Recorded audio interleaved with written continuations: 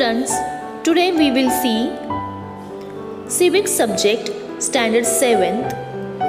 This is our continuation chapter number 4, Fundamental Rights, Part 1. This is our video number 3. Okay?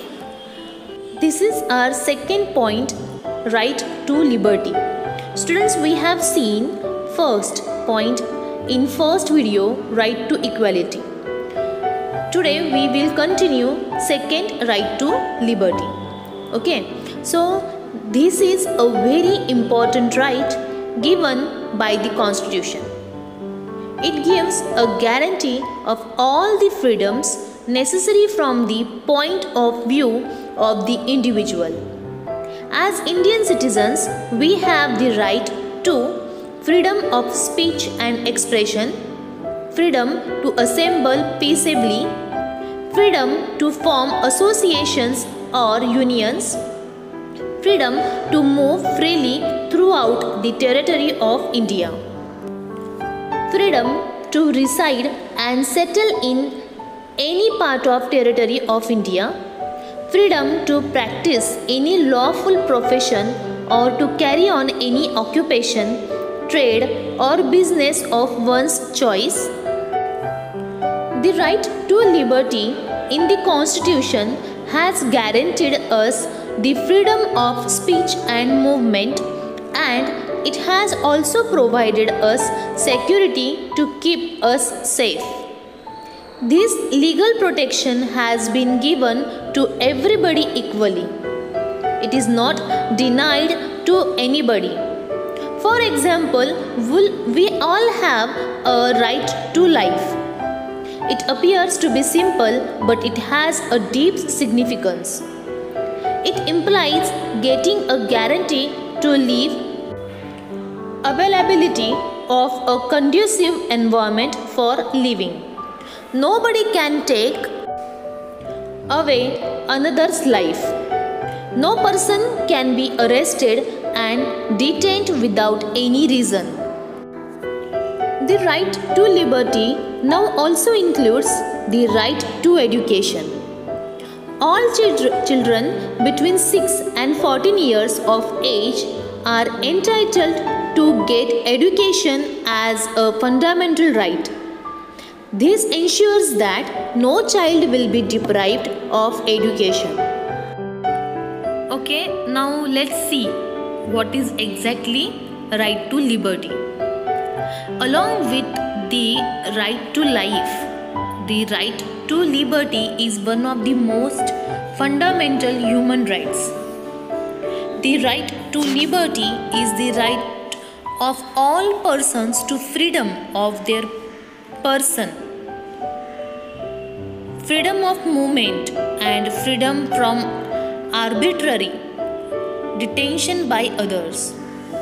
Okay, so historically the protection of individual liberty was one of the crowning achievements of the common law.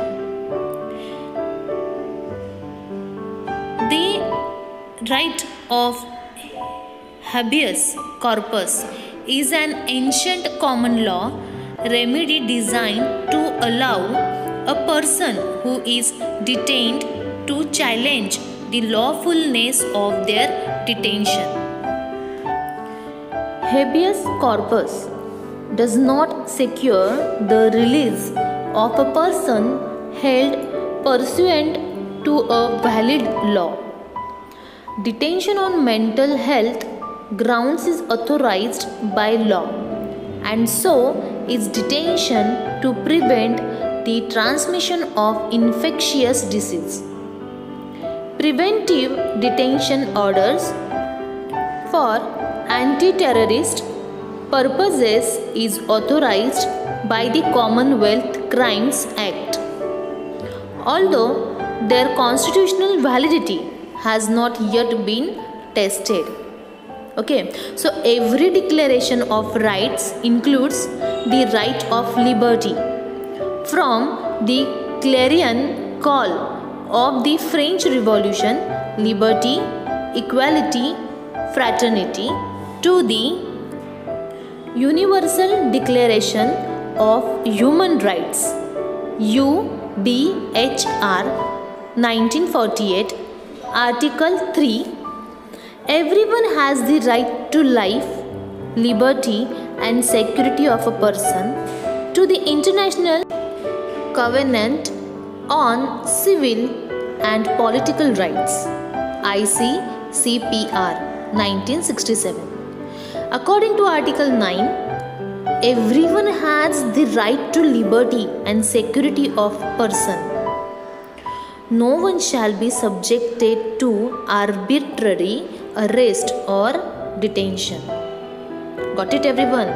So no one shall be deprived of his liberty except on such grounds and in accordance with such procedure as are established by law. Okay, now we will revise again what is right to liberty. Okay, Article 5, according to Article 5, everyone has the right to liberty and security of person. No one shall be deprived of his liberty save in the following cases. Now, which are these cases? So, here it is. The lawful detention of a person after conviction by a competent court. The lawful arrest or detention of a person for non-compliance with the lawful order of a court or in order to secure the fulfillment of any obligation prescribed by law. The lawful arrest or detention of a person effected for the purpose of bringing him before the competent legal authority on reasonable suspicion of having committed an offence, or when it is reasonably considered necessary to prevent his committing an offence or fleeing after having done so.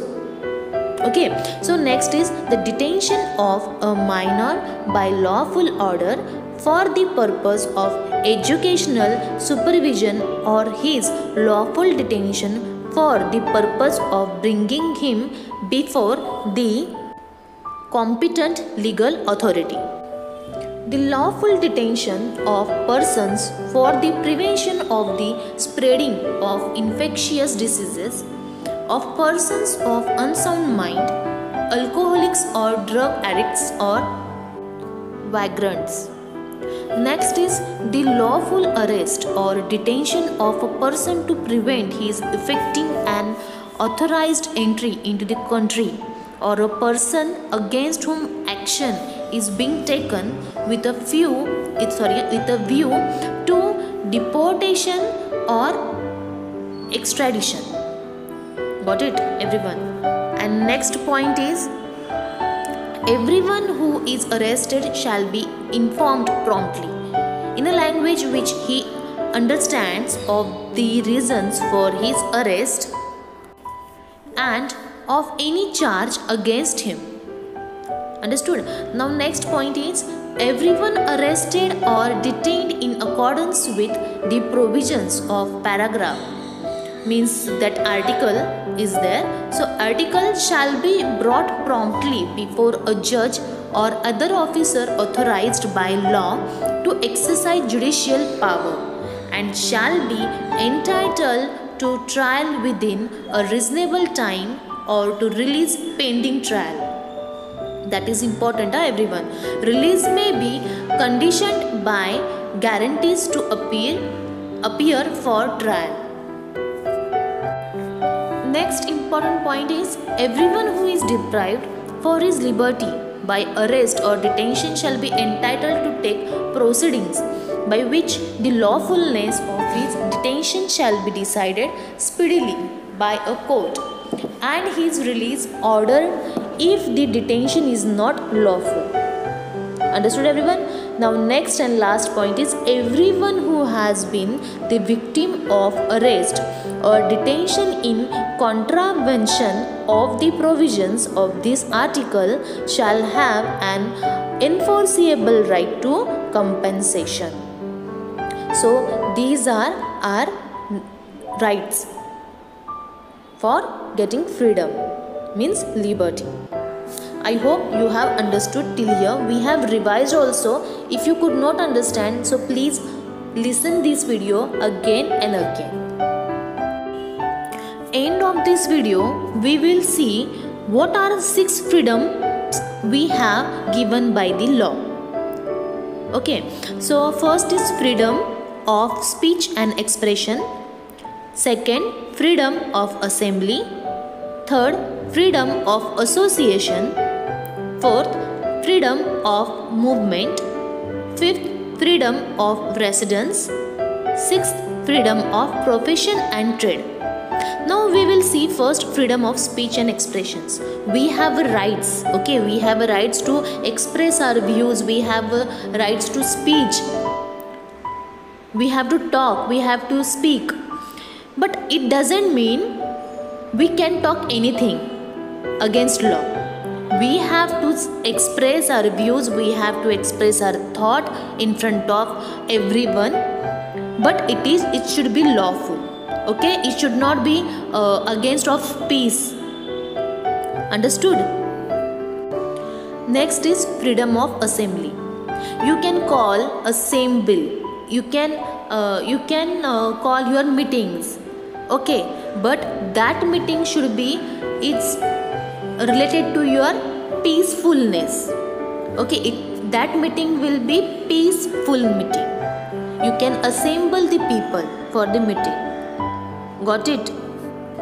When Indian citizens assemble in a public rally, so they should not carry weapons. Okay? It is against of law. So you have to take care about these things. Now next is freedom of association. The Indian citizens having certain interests and objectives can come together and form an association. It could be a students association, student association, and ex-students association, a youth club, or a trade association, or a reader club, etc. Okay? Now next point is freedom of movement. Okay, so now Indian citizens have the freedom to move freely anywhere in the country. Correct? So there is not required of any visa or passport to go from one part of country to another part of country. Means another part of country. Next is freedom of residence. That we all have known about this. About this are fundamental right. Indian citizen can settle or can stay anywhere in the country. They can live on any place in the country. Okay. Okay. Next point is freedom of profession and trade. Through this provision, the Indian citizen can select any lawful profession. They can do any work as per their choice, but that profession should be lawful. Okay, against law they cannot do. So here we have understood this fundamental right. Okay, I hope you have understood this. If you could not understand, then please watch this video again and listen it carefully. Till then, thank you and have a nice day.